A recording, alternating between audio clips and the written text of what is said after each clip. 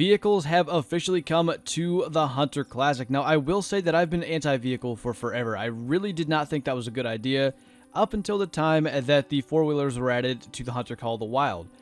Once I saw that and the fact that it didn't really ruin the game, I was a lot more okay with it. My fear was always that basically it would kind of just like turn the game into a racing game.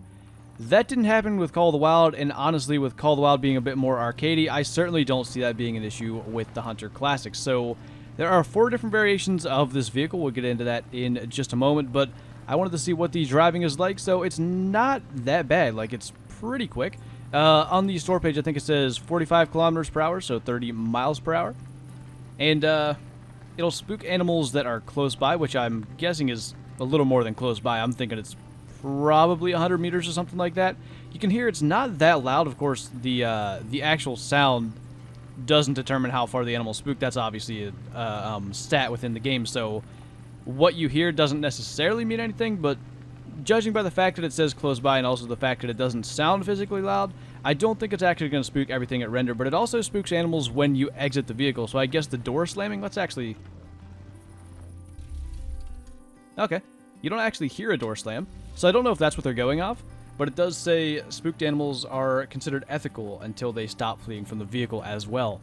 That, I think, is trying to avoid just straight up doing drives with the vehicle, which is understandable.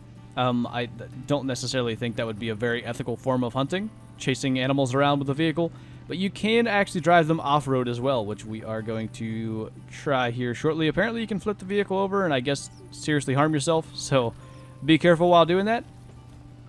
Not really any issues. Like, one of the things that I thought maybe would be an issue was just any kind of uneven terrain, any kinds of like bounciness, but that doesn't really seem to be a problem.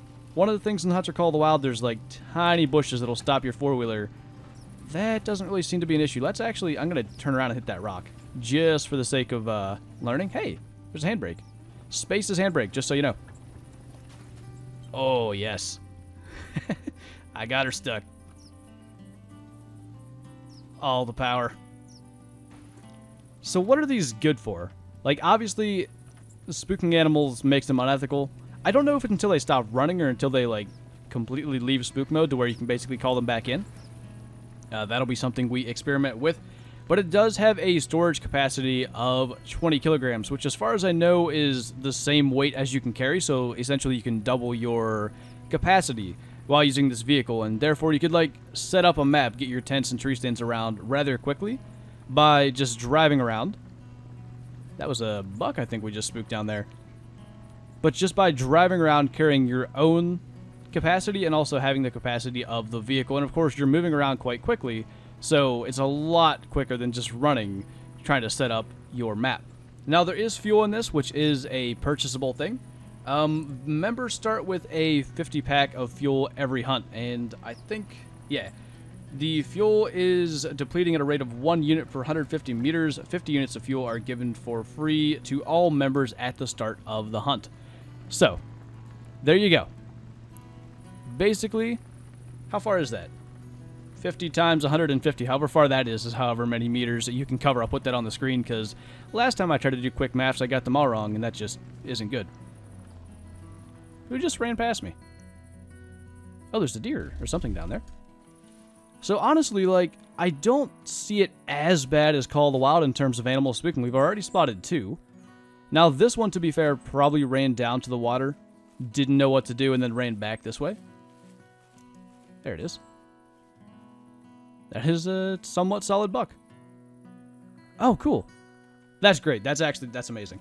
I don't know if you guys caught that. It was very quick, and I didn't get to see exactly what it said, but basically, I'm not sure if it said the word unethical spooked by vehicle, but you'll know. So if you have a trophy animal, a non-typical, a rare, whatever, and you're staring at it, wanting to shoot it, if it says that it's unethical spooked by vehicle, you know you gotta wait.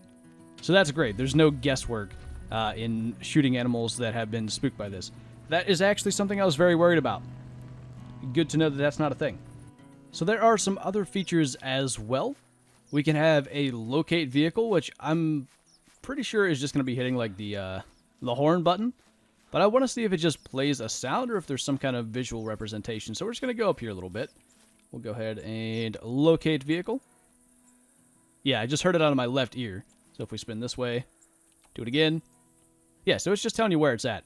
I don't know how far you'll be able to hear it from, but it's also like on the map. So I'm assuming, you know, you can run to it, and if you've parked it in some kind of stupid spot where you can't see it, using that'll pretty much help you to do that.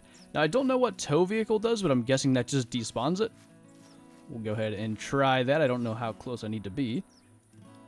Oh yeah, sweet. And then if you don't know how these work, basically in your inventory, you have a equipment slot. Over here is vehicles, so you can put the vehicle in there. That is accessed with the key J, and you can spawn it wherever you want. So we're just going to put it here for the sake of showing that. And it's there ready for you to use. Now, I don't see a fuel indicator, which is weird. There is the lock and unlock passenger seat button. I don't know how to tell which is which, but I guess you'd know if someone's actually trying to get into your vehicle. So it's very interesting. Oh, I have gotten into the passenger seat. That's a nice animation. Unfortunately, it's very difficult to see, but you can see like I'm just resting my arm on the window. That's nice. That's well done. By the way, you can see we started over at this lodge, which is 1.5 kilometers away. I've been in the hunt for less than 10 minutes, so you can cover some serious ground, but I mentioned there are 4 different variations, so we're going to go ahead and take a look at them. So, of course, we have the army variation, the one we've been using for this video, and the one that I think will be the most popular due to the fact, of course, that it is camouflage, but I like the fact that it's not overdone. It's just a nice, simple army camo, nothing too fancy, and it looks pretty good. Next, we have the beige variation, which I gotta be honest, looks like a African safari jeep, so maybe hinting at something there. We did get Africa in the Hunter Call of the Wild, so you do have to wonder. I mean, just everything about it just kind of screams African safari kind of deal. And actually, I didn't even notice that on the army one. The logo, of course, on the front, not bad. Next, we have the black variation. Look at that. Shoot to kill as the license plate. That's cool. That way they don't have to worry about any kind of, like, actual license plate numbering. That's quite nice. Honestly, the sleek black is nice. I like that. And the one thing, of course, with this or the beige over the army, it's going to be a little harder to get it, like, lost in shrubbery and having to use that locate vehicle. Finally, we have the Stallion. Now, this one can only be acquired by purchasing a 6-month membership within the next week, but it is very cool. You can see it's an open top and back. A very nice design. You can see the Hunter, which is not their actual logo. It's interesting they've gone with that. Of course, the logo is up here, but it's got orange rims. I do like that one. We'll probably give that one a bit of a drive, but those are the 4 variations, and I'm actually... Oh, we can see the animations a little better here, actually. Let's go ahead and do the passenger seat before we go any further. Not even animations, just kind of idle things. Just chilling. I like that. And honestly, there's no, as far as I can tell, no performance issues.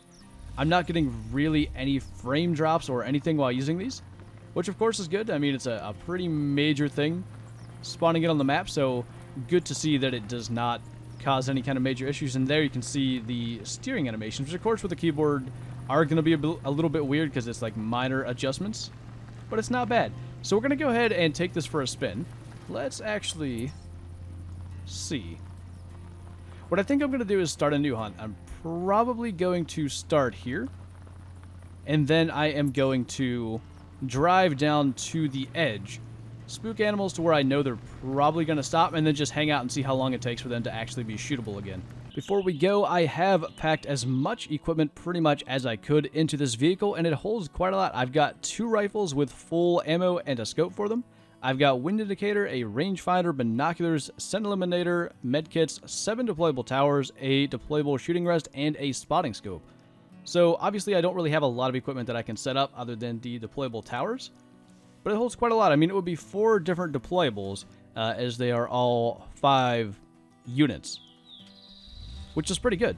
But anyway, we are going to go ahead and basically drive down to this point because I pretty much know animals are going to not know what to do once they get down there, and we're just going to sit there and see how long they cannot be harvested as they're unethical from being spooked by the vehicle.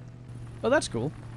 I just tried out the auto walk button, and it does work for driving as well, so you don't actually have to hold down W to drive forward, all you gotta do is press Q if that is your auto walk button, and you're good. You just gotta steer. That's interesting. How far was that? Not that far.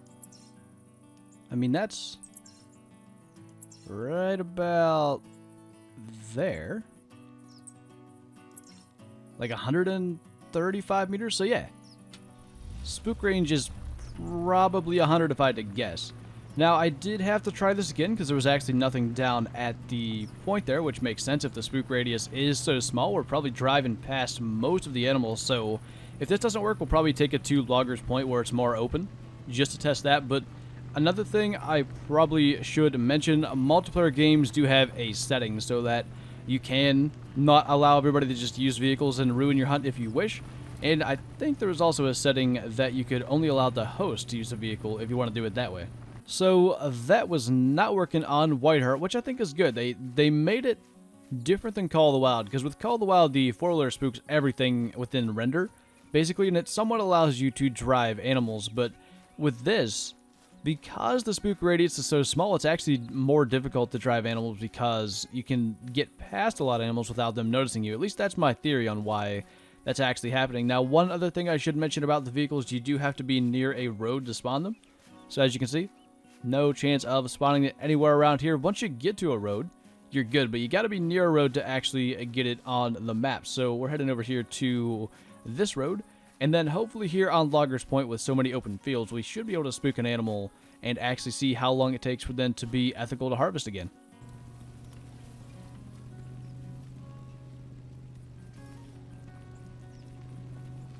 Okay, there goes a feral hog, which actually did not spook from that far away if I'm correct, but